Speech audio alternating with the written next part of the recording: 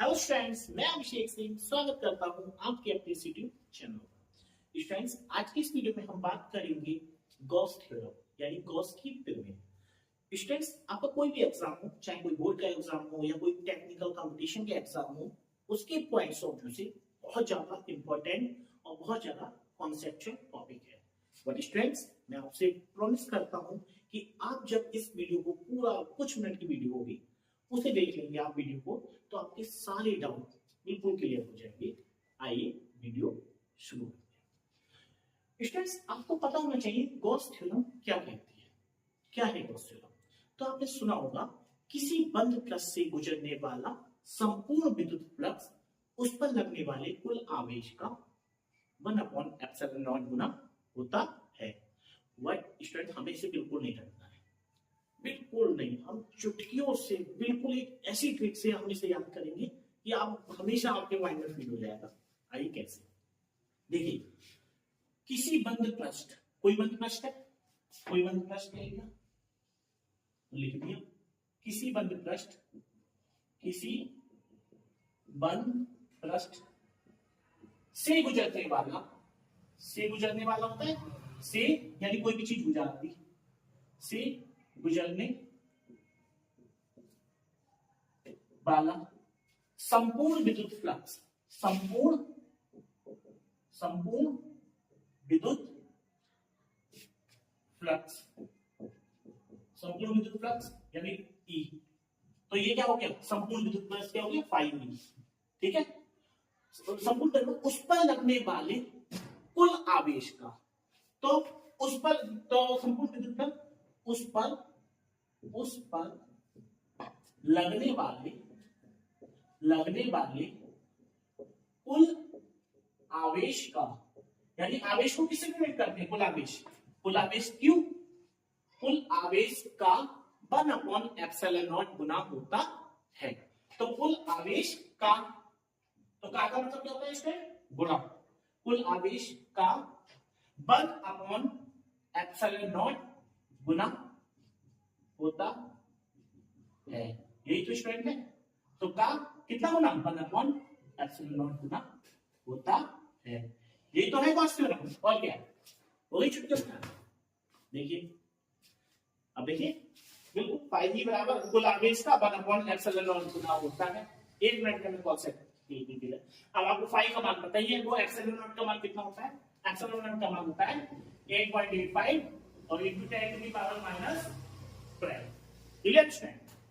देखिए, अब ये तो हमने समझ लिया, लेकिन अब हम प्रैक्टिकली अब देखें हम कि होती क्या है गॉस थ्योरम, क्या कहना चाहती है गॉस थ्योरम हमें। ठीक है, तो मैं समझी, जैसे कमरे में मैं बैठा हूं, अब मैंने इस कमरे की लाइट बंद कर दी बिल्कुल, और चारों तरफ से सारी खिड़कियां बिल्कुल बंद कर दी।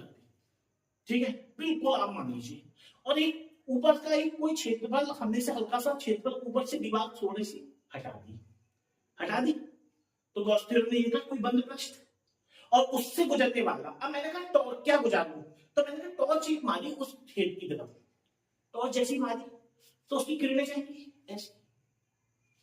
तो वो किरणें क्या है वो किरणें, वो चुंबकीय, वो विद्युत फ्लक्स माना है, ध्यान रखना, क्या मान लिया, विद्युत फ्लक्स।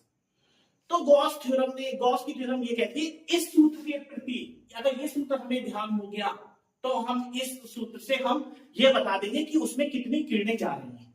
एक दो, वैसे हम गिन लेंगे, नहीं गिन पाएंगे, ऐसे में तो पता नहीं कितनी हजारों जा रही है, लाखों जा रही है, कितनी भी जा रही है।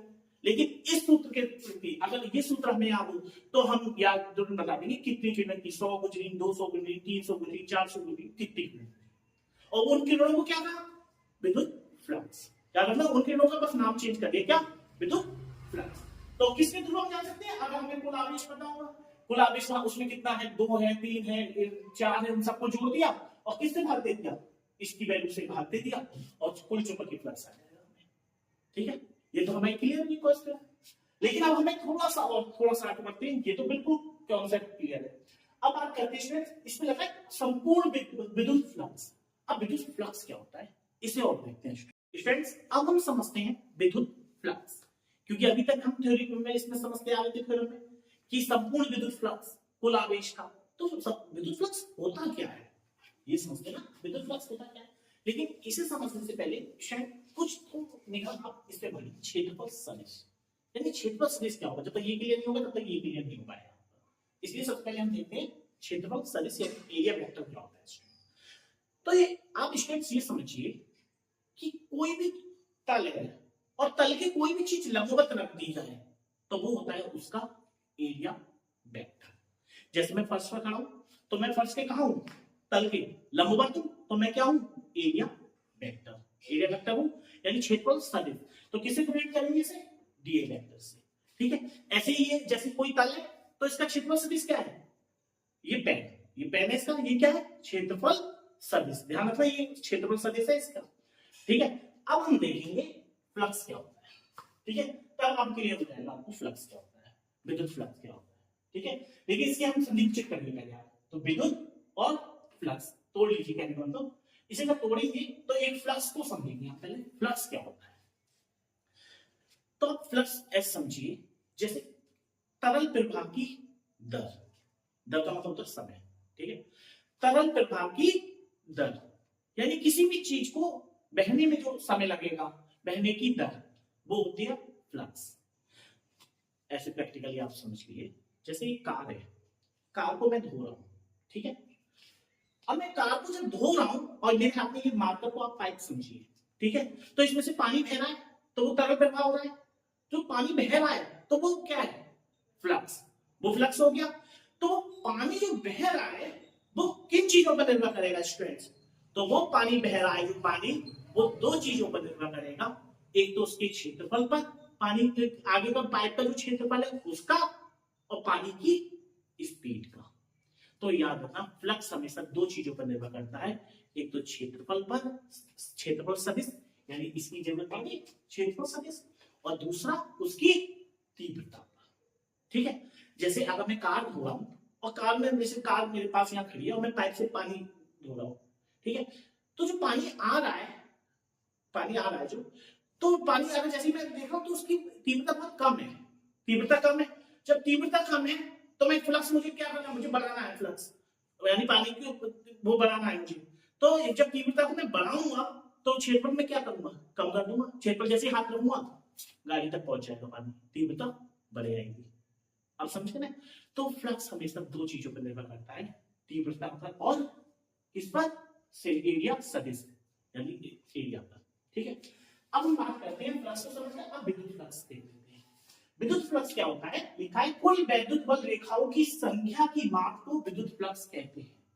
कुल वैद्युत बल रेखाओं की संख्या की माप। आप ऐसे समझिए, कोई भी चीज वैद्युत बल रेखा कहां सीधे आती है, ऐसे जाती है, तो उनकी जो संख्या है, जैसे मैंने अभी बताया था, याद करना, टॉर्च वाला, टॉर्च बताया था, टॉर्च की जो किरणें हैं तो उन्हें वैद्युत बल रेखा मान लीजिए, बताया था फ्लक्स, उसी को, और उन्हीं सबको समूह को क्या मान लिया, फ्लक्स। तो अब ऐसे समझिए, वैद्युत बल रेखा मैंने पहले से ऐसे समझिए, कोई तल है, एक तल से जैसे ये कोई तल मान लिया कोई भी चीज है, तो वैद्युत रेखा ऐसे चल रही है, तो कहां जा रही है, सीधे 1 2 3। तो ये क्या है, वैद्युत बल रेखा, देखिए ऐसे जा रही है। तो जैसे ही वैद्युत बल रेखाएं जा रही हैं तो इनकी संख्या पूरा जोड़ दिया, इनकी संख्या को, तो उसे क्या कहा मैंने, इनकी संख्या को, कुल वैद्युत बल रेखाओं की संख्या, तो इनकी संख्या को मैंने क्या कहा, फ्लक्स। ठीक है, लेकिन अब फिर क्या था, फिर फ्लक्स कैसी राशि है, फिर मैंने कहा फ्लक्स एक अदिश राशि है। और ध्यान रखना जब भी अदिश राशि है तो फिर क्या होगा, तो देखते हैं। एरिया वेक्टर मेरा है ये, कोई भी चीज का तल है, कोई तल रखा हुआ है, उसका एरिया वेक्टर ये है। ध्यान रखना एरिया वेक्टर ऐसे रखा हुआ है, ऐसा मैंने थोड़ा सा तिरछा ले गया एरिया वेक्टर, और ये कहीं से किरणें आ रही हैं, विद्युत बल रेखाएं आ रही हैं, तो ये आ रही हैं, आ रही हैं, आ रही हैं, टकराएंगी इससे, कुछ तो सीधी निकल जाएंगी, और कुछ सीधी निकलने के बाद कुछ ऐसे मुड़ जाएंगी, कुछ सीधी निकल गई और कुछ ऐसे मुड़ जाएंगी, ऐसे ऐसे मतलब ऊपर निकल जाएंगी। तो जब ये एरिया वेक्टर है और ऐसे निकलेंगी तो इनके बीच में एंगल बनेगा, इसके बीच में एंगल बनेगा, बनेगा ना एंगल। उस जैसे वो एंगल बन जाएगा तो वो हम एंगल के लिए कौन सा सूत्र होगा, ई हो गया, चुंबकीय बल लिखा है। ठीक है, चुंबकीय बल लिखा है, ई हो गया, ई वेक्टर, डी क्या हो गया इसका, डी क्या हो गया, एरिया सदिश। ठीक है, और cos थीटा आ गया क्या, इनके बीच में जो एंगल बना है तो उसके लिए आ गया वो cos थीटा। लेकिन आप ये चीज देखिए cos थीटा क्यों आया, sin थीटा क्यों नहीं आया? तो cos थीटा आया क्योंकि ये अदिश राशि है। ध्यान रखना है स्टूडेंट्स, हमेशा अदिश राशि के लिए cos थीटा आएगा और सदिश राशि के लिए sin थीटा आएगा। ठीक है, ओके, ठीक है, समझिए। अगर मैंने कहा यदि थीटा बराबर 0 कर लो, हमने कहा 0 कैसे होगा, हमने कहा 0 ऐसे हो गया, अभी तक ऐसे रखा था, अभी फिर लंबवत तो ऐसे रखा था, मैंने कहा ऐसे आ गया, एरिया सदिश इधर जा रहा है। जब एरिया सदिश इधर जा रहा है तो चुंबकीय रेखाएं भी इधर आ रही है, जब चुंबकीय रेखाएं इधर आ रही है तो इसी के साथ तो मिल गई, तो कोई एंगल बनना है इसमें, नहीं बनना है एंगल, तो एंगल क्या मानेंगे 0। अब जैसे ही एंगल 0 हो गया, देखिए थीटा बराबर 0, तो 5 में क्या विद्युत फ्लक्स क्या E into d cos 0, cos 0 की वैल्यू कितनी होती है 1, तो 5 बराबर E into d, ये होता है कुल विद्युत फ्लक्स को ये देखिए आ गया समझ में। अब इन दोनों को देखिए, इन दोनों को जोड़ लीजिए, लेकिन एरिया वेक्टर आप जरूर समझना, तभी ये समझ पाएंगे। अब स्टूडेंट देखिए कुछ मिनटों की वीडियो में आपको देखो पूरा कवर हो गया होगा बिल्कुल। एक बार दोबारा से आप वीडियो को पॉज करके दोबारा से देखना, बिल्कुल कॉन्सेप्ट क्लियर हो जाएगा स्टूडेंट। और आप कमेंट करके अगर आपको वीडियो पसंद आए तो मुझे कमेंट करके बताना, तो मैं इसका बिल्कुल डेरिवेशन भी ऐसा दूंगा, आपका चुटकियों में आप डेरिवेशन भी कर सकते हैं स्टूडेंट।